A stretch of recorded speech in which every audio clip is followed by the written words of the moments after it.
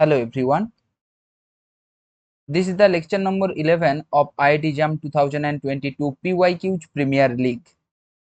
এর পূর্বে 10টা লেকচারে আমরা IIT JAM PYQ ফিজিক্স পেপারের সেকশন এর এমসিকিউ এক মার্কস করে যে এমসিকিউ গুলো থাকে ওই এমসিকিউ গুলো ডিসকাশন কমপ্লিট করে নিয়েছিলাম এবং সেকশন এর মধ্যে 2 মার্কসের যে এমসিকিউ গুলো থাকে ওর কয়েকটা এমসিকিউ নিয়ে ডিসকাশন করেছিলাম। আজকের সেশনে ওর পরবর্তী অংশ থেকে কন্টিনিউ করব। যেমনটা তোমাদের বললাম, এটা হলো আইআইটি জাম 2022 পিওয়াইকিউজ প্রিমিয়ার লিগের লেকচার নম্বর 11।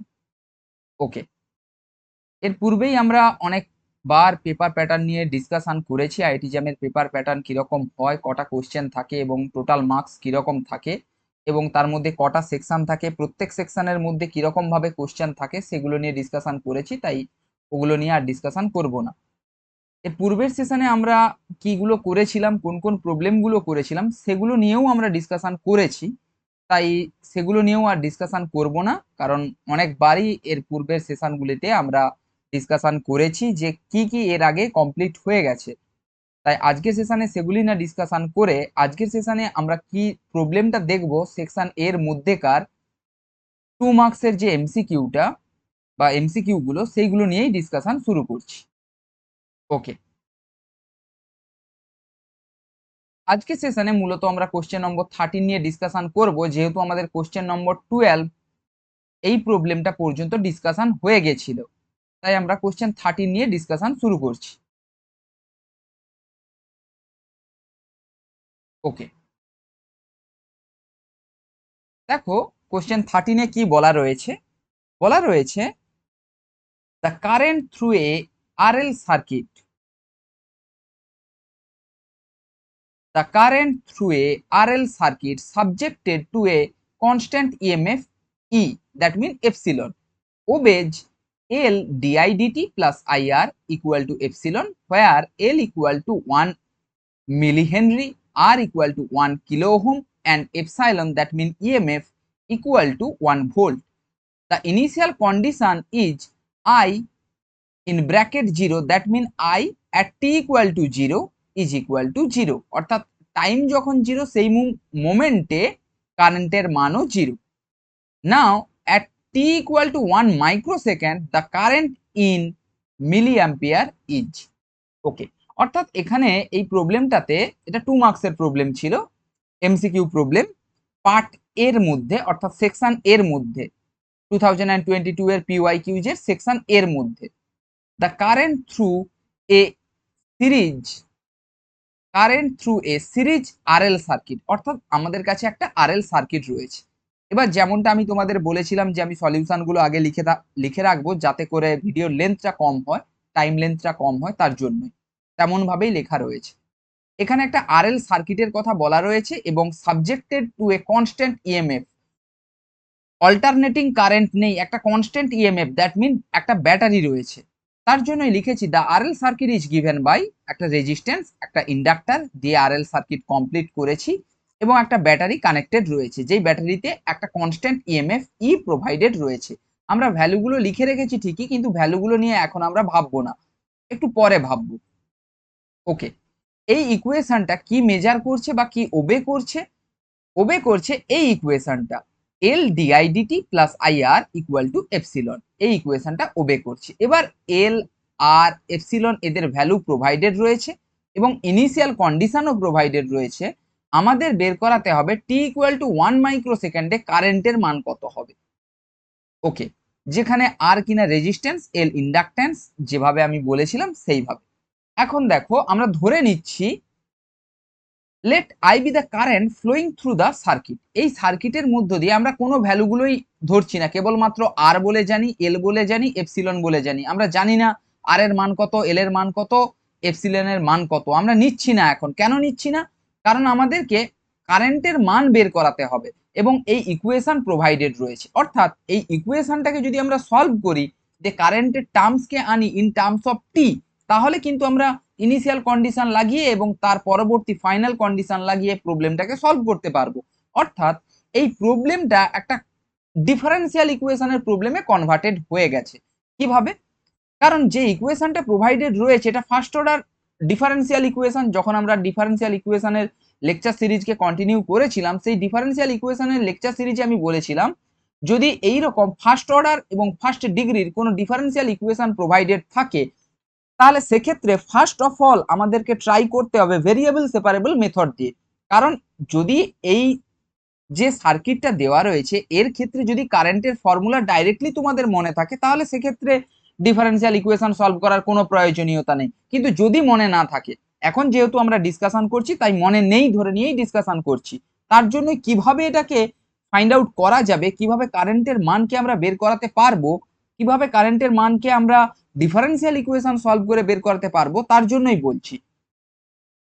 এবং যেহেতু আমি ডিফারেন্সিয়াল ইকুয়েশনের যখন লেকচার সিরিজ নিয়েছিলাম তার মধ্যে বলে রেখেছিলাম যদি ফার্স্ট অর্ডার, কারণ ডিআইডিটি ফার্স্ট অর্ডার ডেরিভেটিভ, তার মানে ফার্স্ট অর্ডার এবং এর টু দি পাওয়ারে যেহেতু 1 রয়েছে, ডিআইডিটি টু দি পাওয়ার 1, সেহেতু ফার্স্ট অর্ডার ফার্স্ট ডিগ্রির ডিফারেন্সিয়াল ইকুয়েশন সলভ করার ফার্স্ট প্রসেস ট্রাই করতে হয় যেই প্রসেস দিয়ে, সেটা হলো সেপারেবল ভেরিয়েবল সেপারেবল মেথড।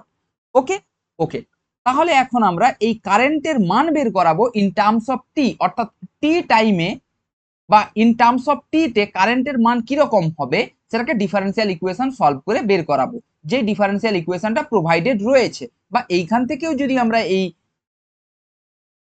কারশফ ল লাগাই তাহলে সেক্ষেত্রেও আমরা এই ইকুয়েশনটাই কিন্তু পাবো। ওকে, যেহেতু প্রোভাইডেড রয়েছে তাই আমরা এখান থেকেই নিচ্ছি। Now let I be the current flowing through the circuit. আমরা ধরে নিচ্ছি আই কারেন্ট ফ্লো করছে, কারণ আইআর রয়েছে তার জন্য। So we can write L di dt plus IR equal to E, অর্থাৎ summation of IR equal to total EMF provided in the system or total EMF provided to the system. Okay, okay. Now we have to solve the above differential equation because we have to find out the current in terms of time. তার জন্য আমাদেরকে এটাকে solve করতে হবে। ওকে, যেমনটা আমি বললাম প্রথমে যেহেতু ফার্স্ট অর্ডার ফার্স্ট ডিগ্রি আমাদের ডিফারেন্সিয়াল ইকুয়েশনটা রয়েছে, তার জন্যই আমাদেরকে ট্রাই করতে হবে ওই ডিফারেন্সিয়াল ইকুয়েশনটা ভেরিয়েবল সেপারেবল দিয়ে সলভ হয় কিনা। যদি সলভ না হয় তাহলে অন্য মেথডের ইউজ করব, কিন্তু সলভ হচ্ছে কিনা সেটা আগে ট্রাই করতে হবে। তার জন্য আমরা ট্রাই করছি। তার জন্য ভেরিয়েবল সেপারেবল মেথডে ট্রাই করতে গিয়ে আমরা কি করছি, আই এখানে ভ্যারিয়েবল গুলো কে কে ভ্যারিয়েবল সেপারেবলের মধ্যে মূলত ভ্যারিয়েবল গুলোকে সেপারেট করতে হয়। এখানে দুটোই ভ্যারিয়েবল রয়েছে, একটা আই একটা টি, কারণ ডি এদের সাথেই রয়েছে। ওকে, তাই আই কে এক পাশে নিয়ে গেছি এবং টি কে আরেক পাশে নিয়ে গেছি। বাকি এই এপসিলন অর্থাৎ ইএমএফটা একটা কনস্ট্যান্ট ইএমএফ কোশ্চেনেই বলা রয়েছে এবং এল এর ভ্যালু একটা কনস্ট্যান্ট। কারণ দেখো এল এর ভ্যালুটা যদি একটু দেখে নাও, আমরা ভ্যালু পুট করছি না, কেবলমাত্র দেখে নিচ্ছি, কারণ আমরা ইন জেনারেল ফর্মুলাটা ফাইন্ড আউট করব, তারপরে এই প্রবলেমটার ক্ষেত্রে ভ্যালু ফাইন্ড আউট ভ্যালুগুলোকে বসিয়ে যেই ভ্যালুটা ফাইন্ড আউট করতে বলা হয়েছে সেই ভ্যালুটাকে ফাইন্ড আউট করব।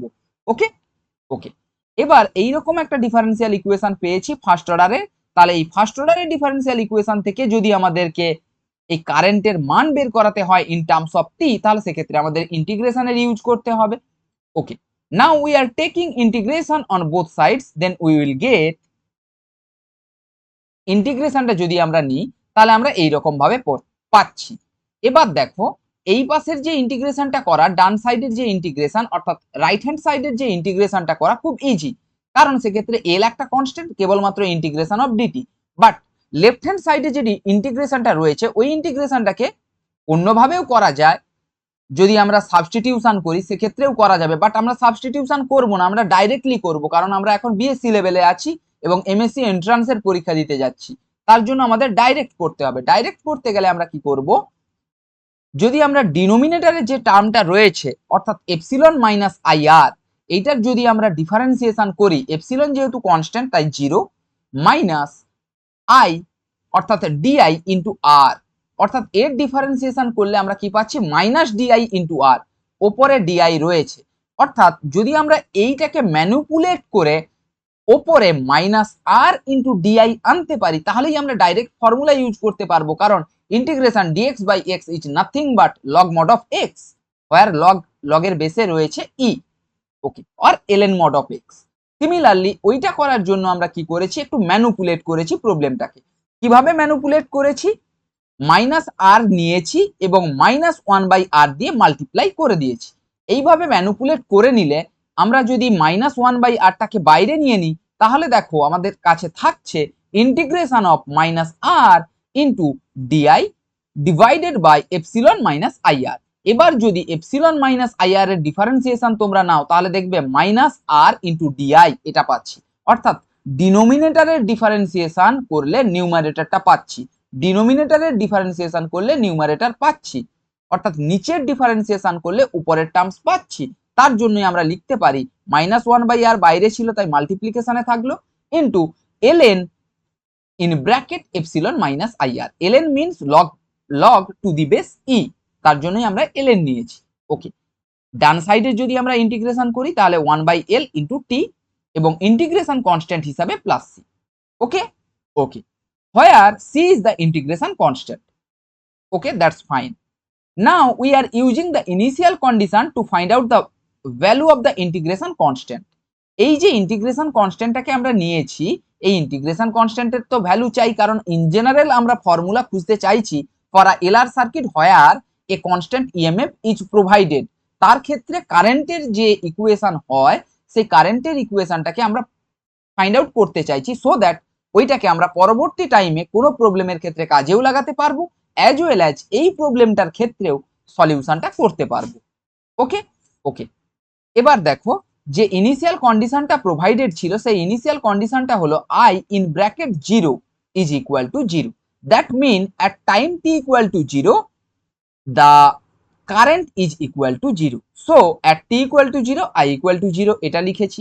এবং এই কন্ডিশনটাকে যদি আমরা পুট করি, ডান পাশে রয়েছে দেখো, কন্ডিশনটাকে যদি পুট করি তাহলে দেখো i0 তাহলে -1/r into ln of epsilon, okay, -1/r into ln of epsilon is equal two t যেহেতু 0 তাহলে এই টার্মসটাও বাদ চলে যাবে এবং কেবলমাত্র c পড়ে থাকবে।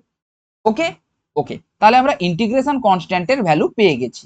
এইবার এই ইন্টিগ্রেশন কনস্ট্যান্টের ভ্যালুটাকে যদি এখানে আমরা পুট করে দিই তাহলে আমরা কি পাবো, আসল ইকুয়েশনটা পাবো, অর্থাৎ আমরা কারেন্টের ইকুয়েশনটা পাবো for a LR circuit where a constant EMF is provided.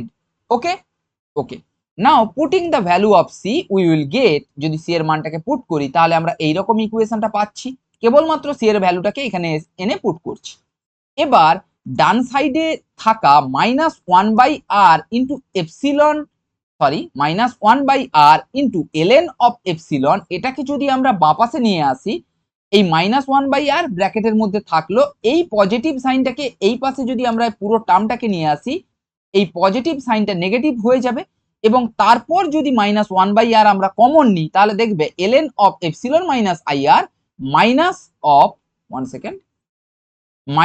Of ln epsilon, আমি কি বললাম -1/r কে কমন নিচ্ছি, তার আগে আমরা এই পুরো টার্মটাকে অ্যাজ ইট ইজ রেখে বাঁ সাইডে নিয়ে চলে এসেছি আর লেফট হ্যান্ড সাইডে নিয়ে চলে এসেছি। তারপরে যদি -1/r কে কমন নিয়ে নিই তাহলে সেক্ষেত্রে ln of epsilon minus IR minus ln of epsilon এটা পাবো। এবং ln অফ আমরা জানি ln of a minus b is nothing but ln of a minus ln of b। যদি এইটা থাকে সেটাকে আমরা কিরকম ভাবে লিখতে পারি, ln of a by b, সেহেতু আমরা এটাকেও এরকম ভাবে সাজিয়ে লিখেছি, হয় আর -1/r into ln of epsilon minus ir divided by epsilon is nothing but equal to right hand সাইডে পড়ে থাকা এইটুকু টার্মটা 1/l into t। ওকে ওকে, আমরা এইটা পেয়েছি। এইবার এইটাকে যদি আমরা একটু সাজিয়ে গুছিয়ে লিখি, অর্থাৎ এই -1/r টাকে ডান সাইডে নিয়ে চলে গেলে আমরা কি পাচ্ছি, ln of this term is equal to minus of r টা উপরে উঠবে নেগেটিভ সাইন সহ -rt/l। এইবার ln কে যদি আমরা তুলি তাহলে টু দি পাওয়ারে অর্থাৎ ই এর টু দি পাওয়ারে এই টার্মটা চলে আসবে, কারণ লগের বেসে যেহেতু ই থাকে তাই ইটা ওইদিকে চলে যাবে। Okay, so epsilon minus IR divided by epsilon is nothing but exponential to the power -rt/l। Okay, এখান থেকে আমরা কি চাই, এখান থেকে চাই আমরা কারেন্টের এক্সপ্রেশন, তার জন্য এপসিলন দিয়ে ভাগ করে দিয়েছি, এপসিলন দিয়ে ভাগ করে দিয়ে আবার ঘুরে লিখেছি। এবার যদি এই r by epsilon into I এই টার্মটাকে আমরা ডান দিকে নিয়ে চলে যাই তাহলে কি পাবো, 1 minus exponential minus RT by L এইটা পাচ্ছি। এবার এইখান থেকে ডাইরেক্টলি যদি আমরা কারেন্টের ইকুয়েশনটা ফাইন্ড আউট করতে চাই সেটা কি পাচ্ছি দেখো। তো উই উইল গেট, এই টার্মটা আগের স্লাইডে দেখলাম। এবার যদি আমরা এই কারেন্টের ইকুয়েশনটা ফাইন্ড আউট করতে চাই উপরের ইকুয়েশন থেকে, তাহলে আমরা কি পাচ্ছি, এপসিলন উপরে গেল এপসিলন বাই আর, এপসিলন উপরে গেল আর নামলো epsilon by R into bracket 1 minus exponential minus RT by L bracket close. This is the expression of current in the case of RL circuit where a constant EMF E is applied. Okay? Okay. So এইটাকে কিভাবে তোমরা মনে রাখবে যে RL সার্কিটের ক্ষেত্রে কোনো একটা কনস্ট্যান্ট ইএমএফ প্রোভাইডেড রয়েছে, সেই সার্কিটের ক্ষেত্রে কারেন্টের ইকুয়েশন আমরা লিখতে চাই, তাহলে সেক্ষেত্রে আমরা কিভাবে ডাইরেক্টলি কারেন্টের ইকুয়েশন মনে রাখবো। আমরা যেহেতু ওহমস ল থেকে জানি ভি ইকুয়াল টু আইআর, তাহলে এই টার্মটা তো থাকবেই, অর্থাৎ আই সমান ভি বাই আর, এই টার্মটুকু থাকতেই হবে। তার সাথে অ্যাডিশনাল টার্ম কিছু থাকবে, এলআর সার্কিট হোক, টিআর সার্কিট হোক, এইরকম ভাবে ভি বাই আর টার্মস তো থাকবেই, দ্যাট ইজ ফর শিওর। তার সাথে অ্যাডিশনাল টার্ম হিসাবে অন্য কিছু টার্ম থাকবে। সেই অ্যাডিশনাল টার্মটা এলআর সার্কিটের ক্ষেত্রে কি হয়, 1 minus e to the power minus RT by L। দেখো I equal to V by R, অর্থাৎ epsilon by R, epsilon by R, epsilon by R into multiplied with যেটা রয়েছে 1 minus exponential minus RT by L। এইভাবেই তোমরা এই ফর্মুলাটাকে মনে রাখতে পারো। ওকে ওকে। এবার আমাদের এপসিলনের ভ্যালু কি ছিল, 1 ভোল্ট, রেজিস্ট্যান্সের ভ্যালু কি ছিল 1 কিলো ওহম, এবং ইন্ডাকট্যান্সের ভ্যালু কি ছিল 1 মিলি হেনরি, মিলি হেনরি। ওকে, এই ভ্যালুগুলো ছিল। এবার আমাদের কি বলা ছিল, যখন টি এর ভ্যালু 1 মাইক্রোসেকেন্ড হবে, সেই মোমেন্টে কারেন্টের মান কি হবে ইন মিলি অ্যাম্পিয়ার ইউনিট।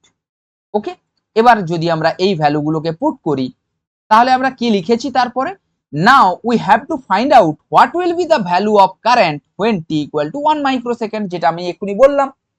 এবার i, দেখো যেহেতু আইটা টি এর ফাংশন, কেন, এপসিলনও কনস্ট্যান্ট, আরও কনস্ট্যান্ট, 1ও কনস্ট্যান্ট, আরও কনস্ট্যান্ট, এলও কনস্ট্যান্ট, সেহেতু কার ফাংশন, টি এর ফাংশন, অর্থাৎ আইটাকে লিখেছি ইন টার্মস অফ টি তে, তাই এখানে লিখেছি I is a function of T. Okay, so I in bracket, অর্থাৎ ফাংশন অফ টি যেহেতু রয়েছে, সেই টি এর ভ্যালুটাকে পুট করছি আমরা।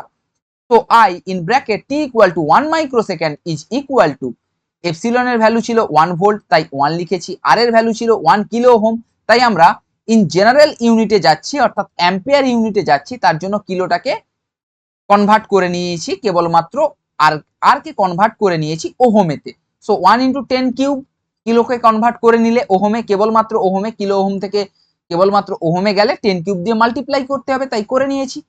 ওকে, in bracket 1 minus exponential minus of, R এর ভ্যালু পুট করেছি, RT বাই L ছিল, আর এর ভ্যালু পুট করেছি, টি ছিল 1 microsecond, which is nothing but 1 into 10 to the power minus 6, that is nothing but 10 to the power minus 6। এই দুটোর multiplication divided by L, L is nothing but 1 millihenry, তো 10 to the power minus 3 মিলি, যেহেতু 10 to the power minus 3, তাই 10 to the power minus 3 Henry.